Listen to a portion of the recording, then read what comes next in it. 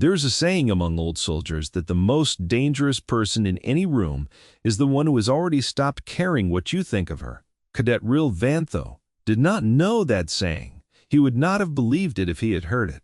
He was 300 years into a line of warrior aristocrats, his bloodline decorated with conquest medals going back to the founding of the Thessaly Combine, and he had never once in his young life been made to feel small. He was about to learn what that felt like, on a padded floor, in front of 40 of his classmates, in under 2 seconds. Her name was Callan Reyes, and she had been at the Combine Officer Academy for 4 months.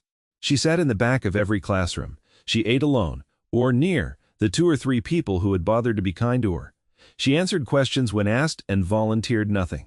The instructors marked her file with words like adequate and unremarkable, because on paper, next to cadets who could bench press hover cars and recite orbital mechanics in their sleep, a human woman with average test scores and no titled family didn't register as anything worth a second look. TAS. Nobody at the academy knew she had buried a husband and a 6-year-old daughter in a mass grave outside a city that didn't exist anymore. Nobody knew that the quiet in her eyes wasn't emptiness. It was containment. It was a woman who had already survived the worst thing the universe could do to a person, and had come out the other side with nothing left to prove and nothing left to lose. Which made her, whether the academy realized it or not, one of the most dangerous people they had ever enrolled. She was there because Earth had signed onto the Combine's Officer Exchange Program 2 years earlier, a goodwill gesture. A way to smooth the rough edges off a species that every other member race still quietly considered an animal that had learned to wear a uniform. Callan had volunteered. Not out of ambition, not out of patriotism. Exactly. She volunteered because sitting still in an empty house on a planet full of memories was a kind of death she wasn't ready to die twice. And the Combine, for all its faults, needed instructors who understood ground combat the old, ugly, human way. Close. Personal.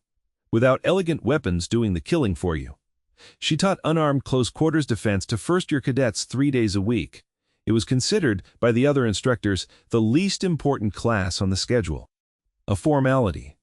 A nod to tradition before real cadets moved on to piloting and directed energy theory and fleet command simulations, the disciplines that actually mattered in a galaxy where wars were won by ships and not by fists. Real Vantho thought the class was beneath him from the very first day. He said as much, loudly, to his friends, in the hallway outside the gymnasium, not bothering to lower his voice because he had never needed to lower his voice for anyone in his life. He said the humans put on this class because it made them feel useful, like letting a child hold a tool bench while the adults did the actual construction. He said their instructor in particular was a joke, a woman built like a twig who moved like she was perpetually apologizing for taking up space. He was not wrong that she moved carefully.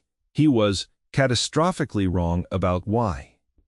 The gymnasium at the Combine Officer Academy was a wide, high-ceilinged hall with reinforced flooring, designed to absorb impacts from species considerably heavier and considerably angrier than the average human.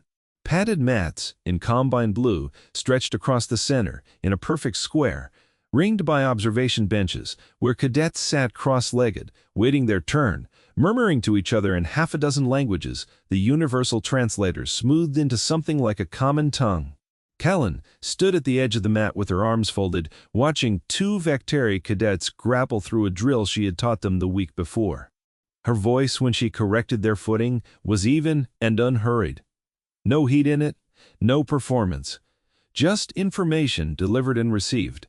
Rill sat near the back with 3 of his cohort, other sons and daughters of Thessaly military houses.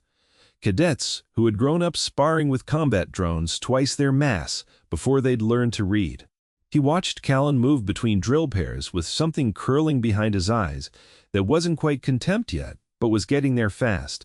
He leaned toward the cadet next to him, a broad-shouldered Thessary named Doss, and said, low enough that he probably thought it was quiet, that he was tired of being taught how to fall down by someone who looked like she'd blow away in a stiff wind.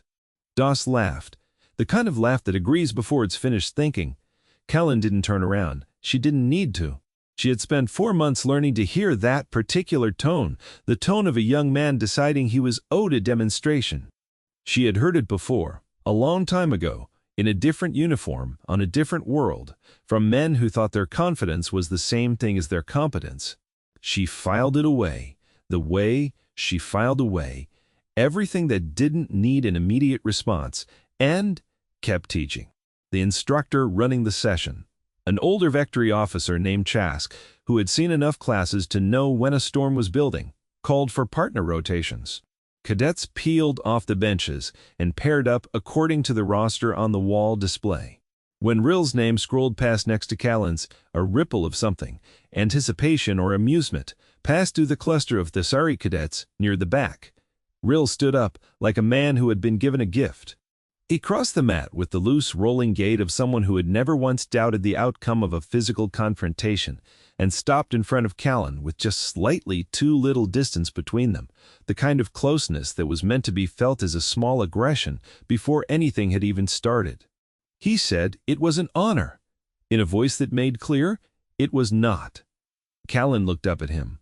He had at least a foot of height on her, and probably twice her mass, all of it dense, corded Thessary muscle, built for a gravity heavier than Earth's own. She said that it was, and that they'd start with a standard grapple entry, low commitment, control-focused, the same drill everyone else on the mat was running. Rill said that sounded slow. Chask, 20 feet away, glanced over at the tone of that some old instinct prickling at the back of his neck and started walking toward them, not fast, but not idle, either. He didn't make it in time. Rill didn't wait for the drill count. He didn't wait for Callan's hands to come up into the ready position the lesson plan called for. He saw an opening, or what looked like one, a half-second where she seemed to be glancing toward Chask instead of at him, and he decided, in the arrogant, instant calculus of a young man who had never been punished for taking a shortcut, that this was his chance to make a point in front of the whole class. He drove forward with a full committed shoulder strike, the kind of blow meant to end grapples before they started. 300 pounds of Thessari muscle, accelerating across 2 feet of open mat, with the clear, simple intention of putting the human instructor flat on her back so that everyone watching would understand once and for all exactly how little her class actually mattered. It should have worked. Against almost anyone in that gymnasium, it would have worked. Callan wasn't looking at Chask. She had never stopped watching Rill. Every twitch of weight, in his stance, the shift of his lead foot a half-second before he moved, the tell in his shoulders that any competent instructor would have clocked as the wind-up to exactly this kind of committed strike. She had read all of it in the time it took him to decide to throw the punch. Because reading exactly this kind of threat had once been the difference between coming home to her daughter and not coming home at all. She didn't retreat, she didn't flinch, she stepped. It happened too fast for most of the cadets on the benches to process as separate movements.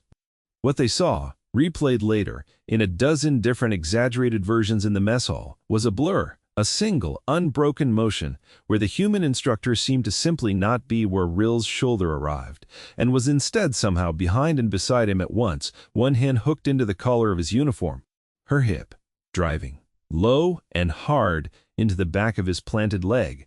What actually happened was this.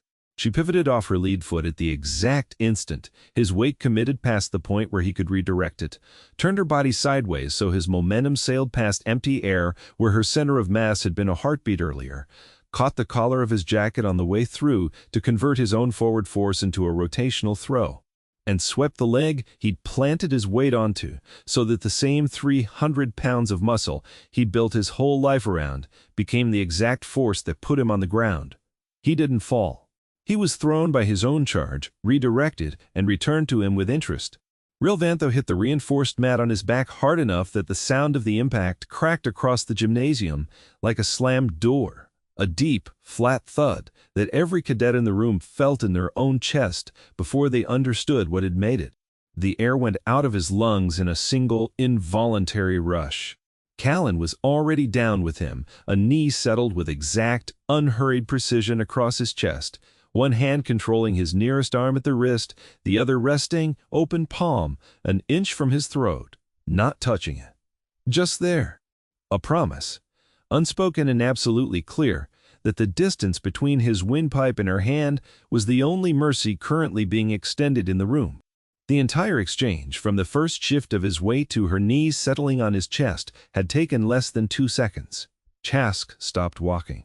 His mouth was still open, around the first syllable of the call he had been about to shout, the one that would have stopped the drill before it started, the one that never got the chance to matter. The gymnasium went absolutely silent. It was the kind of silence that has weight to it, the kind where you can hear the recycled air moving through the vents, where 40 cadets who had spent 4 months politely ignoring their human classmates suddenly could not look away from her. Doss, the cadet who had laughed a few minutes earlier, had risen halfway off the bench without seeming to realize he'd moved, his mouth hanging open. 2 of the Vectari cadets who had been running their own drill nearby had simply stopped, their hands still locked, in a grapple neither of them remembered they were holding. Rill lay on his back, staring up past Callan's shoulder, at the gymnasium's high ceiling, his chest heaving as his body remembered how to draw breath. His pride took longer to recover than his lungs. He had never, not once, not against sparring partners twice his size, been put on the ground before he'd even seen the counter coming. He hadn't seen anything. There had been a strike, and then there had been the ceiling, and somewhere in between, without his permission, the entire architecture of his self-image had been quietly and irrevocably dismantled. Callan looked down at him. Her expression hadn't changed through any of it. It wasn't cold, exactly. It wasn't triumphant. It was the expression of someone checking a box on a list she had run through 1,000 times before, in places far worse than this gymnasium, where the stakes had been considerably higher than a bruised ego. She said that the drill called for a controlled entry and that he'd jump the count. Her voice was quiet. It always was. That was several cadets would realize only later. Thinking back on it, the most unsettling part of the entire encounter, that she had put down a Thessari combat cadet twice her mass without ever raising it above a conversational volume. Rill's jaw worked. No sound came out of it for a moment. When he finally spoke, his voice cracked in a way that made 2 cadets near the front wince in second-hand embarrassment, and he asked, with something between fury and disbelief, "How?" End quote.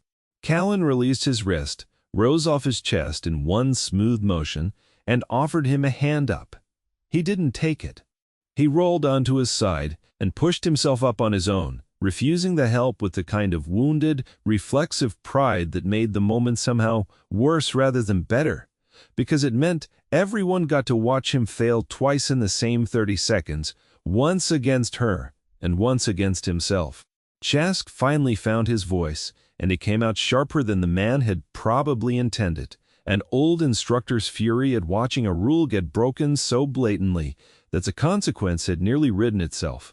He said Rill's name like a verdict and asked him, in front of the entire class, whether he had any idea what he had just done. Attacking an instructor outside the called drill, without warning, in a room full of witnesses. Rill said, still catching his breath, still not looking at Callan, that he had wanted to see what she was actually capable of. Chask said that he had gotten his answer. Then, hadn't he? The silence that followed that line was almost worse than the one after the throw. It moved through the benches like a current, cadets glancing at each other, some fighting smiles, some looking honestly rattled. A few of the younger ones simply staring at Callan with the wide, recalibrating eyes of people watching a piece of furniture stand up and reveal itself to be something else entirely. Callan didn't gloat. She didn't smile. She turned to address the whole room instead of just Rill, because that, she understood, was the actual lesson here, the one that mattered more than any grapple entry or leg sweep. She said that everyone in this room was going to end up in a command chair someday, or a boarding party, or a diplomatic delegation on some world where the wrong assumption got people killed. She said that the biggest mistake anyone in this room could make, in any of those rooms, was assuming that quiet meant weak, or that unfamiliar meant harmless. She said that humans had spent most of their history without the kind of technology half the species in this academy took for granted, no plasma weapons, no shields, no starships, and had still managed to fight some of the ugliest wars in the galaxy's memory using nothing but their own bodies and their own will not to lose. She said that history didn't go away, just because you'd never been taught it. It just waited, quietly, for someone to test it. Nobody said anything. Rill, still standing at an angle that suggested his ribs were going to remind him of this moment for the next several days, stared at the mat like it might offer an explanation he could use. Chask cleared his throat and announced, in the brisk, overcorrecting tone of an instructor trying to reclaim control of a room that had slipped entirely out of his hands, that the remaining pairs would run their drills from the top, on the count, as instructed, and that anyone who felt the need to freelance was welcome to explain themselves to the commandant personally. Nobody freelanced for the rest of the session. Ward moved through the academy the way it always does in any institution full of young people with too much pride and too much time between classes, which is to say, instantly and with escalating embellishment at every retelling. By the time the story reached the senior cadets in the mess hall that evening, Rill Vantho hadn't just been thrown. He'd been thrown through the air, some versions said, or knocked unconscious, in others, or, in the most enthusiastic exaggeration, sent flying clear across the gymnasium into the observation benches. None of it was true. The truth needed no embellishment. The truth was strange enough on its own that a human woman nobody had bothered to learn much about had put down a Thessary combat cadet in under 2 seconds, without a weapon, without raising her voice, without so much as changing her expression. Rill did not take the humiliation quietly. He was not built for quiet humiliation. His family motto, drilled into him since he was old enough to hold a training blade, was something that translated roughly to strength answers all questions. And he had believed that with the uncomplicated certainty of someone who had never once had a question, strength couldn't answer. So he went, looking for a rematch. He found Callan 2 days later in the equipment room off the main gymnasium, restocking training pads onto a wall rack, alone, the overhead lights humming faintly against the quiet. He'd timed it that way. He told himself it was because he wanted privacy for the conversation he intended to have, but some smaller, more honest part of him, the part he would never admit to out loud, had wanted an audience-free chance to test whether the first encounter had been some kind of fluke, some trick of angle and surprise that wouldn't hold up a second time. He said her name from the doorway, and when she turned, he told her that what happened on the mat wasn't a fair measure. He said he'd been careless, that he hadn't been ready, that if she wanted to prove what she really was, she'd meet him properly, full contact, in the sparring ring. No drills, no rules, just the two of them. Callan set down the training pad she was holding. Sex. She looked at him for a long moment, and something passed behind her eyes that he didn't have the experience to read, something old and tired and entirely without malice, which was somehow more unsettling than anger would have been. She asked him what he thought he was going to prove. He said that he wanted to know honestly whether she was as good as everyone was suddenly saying, or whether he'd simply been unlucky. She said that there was a third option he hadn't considered, which was that she was exactly as good as everyone was saying, and that finding out the hard way twice wasn't going to change anything except how sore he'd be afterward. He said he didn't care.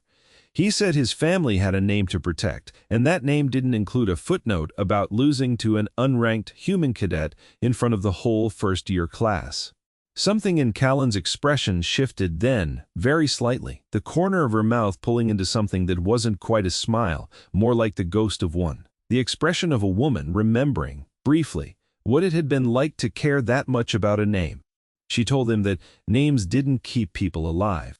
She told him that on the day her own family's names had mattered most, when soldiers who cared very much about titles and pedigrees had come to take everything she loved, none of that pride had stopped a single bullet. Rill didn't understand the reference. He was too young, too sheltered by generations of comfortable military prestige to recognize the particular weight in her voice, the specific and terrible quiet of someone describing the worst day of her life, as though it were a simple fact of weather. He mistook her calm for evasion. He told her that if she was afraid of a real match, she should just say so, and save them both the philosophy lecture. Chask, as it happened, was standing in the corridor outside the equipment room, having come to check on the same wall stock Callan was restocking, and he heard enough of that exchange to feel his stomach drop somewhere near his boots. Enda. He stepped into the doorway just as Rill finished his challenge and said sharply that there would be no unsanctioned second match, that the Academy had rules about exactly this kind of arranged confrontation, and that Cadet Vantho had already skated dangerously close to disciplinary action once this week. Rill rounded on him, still flush with the particular indignant heat of someone who has decided that dignity requires an outcome he isn't entitled to, and said that if the Academy wouldn't sanction it, he'd request it be added to the next scheduled evaluation bout through proper channels which the regulations technically permitted. A formal challenge match between cadets, observed refereed, entirely within the rules. Chask opened his mouth to argue, then closed it again, because the young man was infuriatingly correct about the regulation. Formal challenge bouts were an old tradition, a holdover from an era when the Combine's military culture still valued single combat as a way of settling disputes between officers, and no rule technically prevented a first-year cadet from invoking it against an instructor, provided the instructor consented and the commandant approved the format. All eyes turned to Callan. She was quiet for a moment. Chask, watching her, fully expected her to decline. It would have been the sensible choice, the professional choice, the choice that avoided giving a wounded, prideful young man from a powerful military family a public stage to save face on. Nobody would have blamed her for saying no. She said yes. Chask blinked at her and asked, quietly enough that Rill couldn't hear it, if she was certain, because a formal challenge bout wasn't like a classroom drill. There'd be no early stoppage for a controlled throw. It would run until submission, incapacitation, or a called forfeit in front of the commandant and half the Academy, broadcast to the observation gallery the way all formal bouts were. Callan said that Rill needed to learn this lesson properly, in a setting where nobody could later claim it had been an accident, or luck, or a fluke of timing. She said some lessons only stuck when they were expensive enough to remember. The bout was scheduled for 3 days later in the Academy's main dueling hall, a circular amphitheater with tiered stone seating that had hosted formal challenges for 200 years, back when the Combine still settled certain officer disputes with blades before diplomacy fully replaced the custom. The hall itself hummed faintly with age and ceremony, its walls lined with the names of cadets who had fought there going back generations, most of them Thesari, most of them satisfied with the outcome. Word of the challenge spread faster than the story of the first incident had. By the morning of the bout, the observation gallery was packed past capacity, cadets sitting 3 deep in the aisles, instructors from departments that had nothing to do with combat training, finding excuses to attend. The commandant himself, a severe ancient Victari named Director Osk who rarely bothered attending first-year matters, took a seat in the observation box. Curious, by his own admission to his aide, to see whether the rumors from the gymnasium held any truth. Rill entered the ring first, to a scattering of applause from his cohort, his uniform crisp, his bearing squared into the practiced confidence of a young man who had spent 3 days convincing himself that the first encounter had been a mistake he wouldn't repeat. He had trained, he had reviewed footage from the gymnasium's overhead cameras, slowing it frame by frame, trying to find the exact mechanical trick she'd used, the exact lever of physics that had turned his own strength against him. He thought he'd found it. He thought he understood now what she'd done, and believed with the fragile, desperate certainty of pride trying to rebuild itself, that understanding it meant he could counter it. He did not understand it. Not really. He had studied the mechanics of a single throw. He had not studied the woman. Callan entered a moment later without fanfare, in the same plain training gear she wore to every class, and the gallery went quiet the way it had gone quiet in the gymnasium 3 days earlier. Except this time, it was quiet before anything had even happened. A held breath spread across 400 people who had all heard some version of the story and wanted badly to see it for themselves. Chask stood as referee at the ring's edge. He called the 2 combatants to the center line, reminded them of the rules: submission, incapacitation, or forfeit. No weapons, no strikes to disable permanently, first blood in the case of any dispute over a call. He asked if both parties understood. Rill said yes, sharply, already settling into a ready stance. Callan said yes, and didn't move into a stance at all. She simply stood, arms loose at her sides, watching him the way she'd watched him 3 days earlier, reading the same tells before he'd even decided to use them. Chask called the start. Rill didn't repeat his mistake from the gymnasium. He'd promised himself, over 3 days of obsessive review, that he would be patient this time, that he would let her commit first, that he would not be baited into another reckless charge that handed her his own momentum to use against him. For the first 4 seconds of the bout, he held that promise. He circled her, testing distance, feinting twice with short jabs that didn't commit his weight, watching her footwork, trying to find the pattern he'd missed the first time. Callan let him circle. She matched his footing without ever seeming to hurry. Small adjustments, economical, conserving everything. Watching him build toward whatever he'd actually decided on, 3 days of planning compressed into a handful of seconds of visible hesitation. He struck on the 5th second, and it wasn't the same shoulder charge. He'd learned that much, at least. It was a low leg sweep aimed at unbalancing her before he closed distance, a smarter opening, a more patient one, the kind of attack that should have worked against someone relying purely on reading a single tell. Callan wasn't relying on a single tell. She'd spent 4 months teaching Thessari cadets exactly this kind of drill, and longer than that in another life, on another kind of battlefield, learning the specific grammar of violence that every species eventually falls back on when their first plan fails. She read the shift in his hip before the leg even moved, and instead of retreating from the sweep, she stepped into it, closing the distance he'd expected to use against her, her forearm catching his extended leg mid-motion and redirecting it up and past, using his own committed balance to spin him half around before he'd finished the technique he'd planned to use. He staggered, recovered his footing faster than he had in the gymnasium, and turned to find her already inside his guard, close enough that his reach advantage, the thing his whole style depended on, had evaporated entirely. He threw a strike anyway, a straight elbow, meant to create separation. She caught his forearm, redirected it past her shoulder, and drove her palm into his sternum with exact, controlled force, not enough to injure, precisely enough to disrupt his breathing and his balance in the same instant. He staggered back a second time. The gallery had gone utterly silent again, 400 people watching a fight that from the outside looked less like combat, and more like a lesson being delivered in real time, one where only one participant understood the material.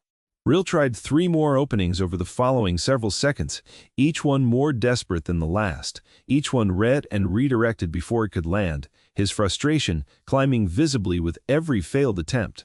His breathing growing ragged in a way that had nothing to do with exertion and everything to do with the particular panic of a young man watching his entire self-concept fail in public again, in front of everyone who mattered to him.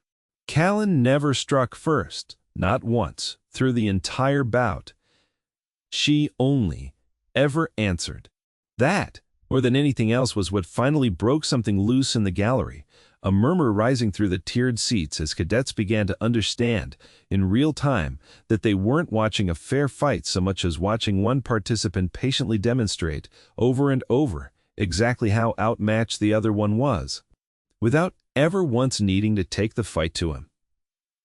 The end came on Rill's 7th attempt, a desperate double-handed grab meant to lock her in a hold his size should have made inescapable.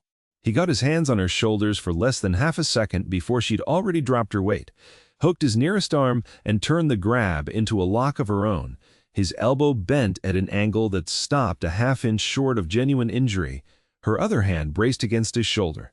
Her whole body positioned to make absolutely clear that the only thing standing between his joint and real damage was her own choice, not to apply another ounce of pressure.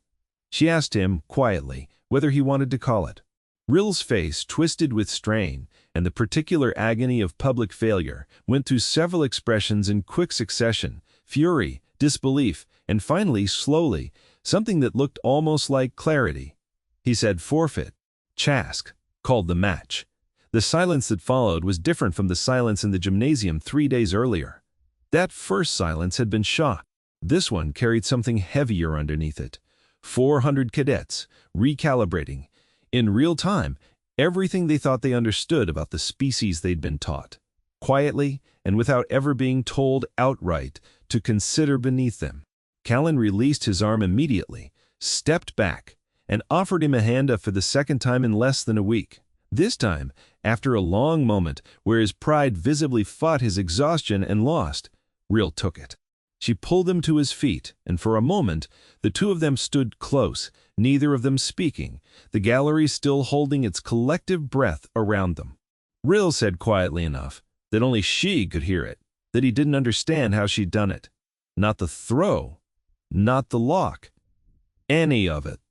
Callan said that he'd been fighting to protect his pride, and that pride made you predictable because it told your opponent exactly what you couldn't afford to lose. She said she'd stopped fighting for pride a long time ago. She said that once you'd already survived the worst thing that could happen to you, you stopped flinching from smaller threats, and a person who doesn't flinch is very hard to surprise. He asked, and this time there was no arrogance left in his voice at all, only genuine, unguarded curiosity. What the worst thing had been. She didn't answer that right away. Why? She looked past him toward the tiered seats, toward Chask, toward the commandant's box, where Director Osk sat very still, watching her with an expression that had shifted somewhere in the last several minutes, from curiosity into something closer to respect. She said finally that it didn't matter what it had been. She said what mattered was that she'd survived it, and that surviving it had taught her something. The Academy couldn't put on a syllabus, which was that strength wasn't about how hard you could hit. It was about how much you could lose and still get back up the next morning and do the job in front of you. She said that was the only kind of strength that had ever actually mattered on any battlefield in any species' history. Real didn't have a response for that. He simply nodded, once, and for the first time since he'd arrived at the Academy, the nod carried no performance in it at all. The story of the challenge bout outgrew the story of the gymnasium within a day, spreading not just through the Cadet Corps, but up through the instructor ranks and into the commandant's own correspondence with the Combine's Officer Selection Board. Director Osk, in a report he filed personally, rather than delegating to an aide, noted that the human exchange instructor Callan Reyes had demonstrated, in a formally observed bout against a cadet, with every physical advantage available to him. A level of tactical restraint and combat discipline that the Academy's own training programs did not currently teach, and recommended that her curriculum be expanded, not treated as an afterthought bolted onto the schedule between more prestigious subjects. Real Vantho requested 2 weeks later to be added to her advanced close quarters section, an elective, unranked, entirely optional. He was the first Thessary cadet to do so. He would not be the last. Callan never spoke of the bout again unless someone else brought it up first, and even then, she spoke of it the way she spoke of everything, briefly, without embellishment, already looking past it toward whatever came next. She still ate near the same 2 or 3 cadets who had been kind to her from the beginning, though the number grew slowly over the following months, as more of her classmates worked up the courage to sit closer to the quiet human woman who had put down the Academy's most confident cadet without ever needing to raise her voice. She still grieved. That never went away, and she never pretended it had. Some nights, the empty quarters assigned to her felt exactly as large and echoing as the empty house on earth she'd left behind, and she let herself feel that, because pretending otherwise had never once made the feeling smaller. But she had found in the gymnasium, in the dueling hall, in the slow, grudging respect of cadets who had once dismissed her, something that resembled purpose again, a reason to get up in a galaxy that had taken everything from her and hadn't managed, in the end, to take that. There's a kind of strength that announces itself, loud and decorated and certain of its own importance. And there's another kind that simply waits, quietly, until the moment it's needed, and then answers without a single wasted motion. The first kind fills rooms with noise. The second kind fills them, afterward, with silence. And it was in that second kind of silence, the kind that fell across a dueling hall full of cadets who would carry the memory for the rest of their careers, that humanity finally, quietly, stopped being underestimated at the Combine Officer Academy. Thank you for watching. If you enjoyed this story, there are plenty more tales like it waiting for you. Stories of quiet strength, hidden depths, and the moment the universe finally learns not to underestimate humanity. Make sure to like this video, share it with someone who'd enjoy it, subscribe, and ring that notification bell so you never miss the next one. Let me know in the comments what you thought of Callan's moment in that dueling hall and which part of her story hit you the hardest. Until next time, keep your eyes on the stars.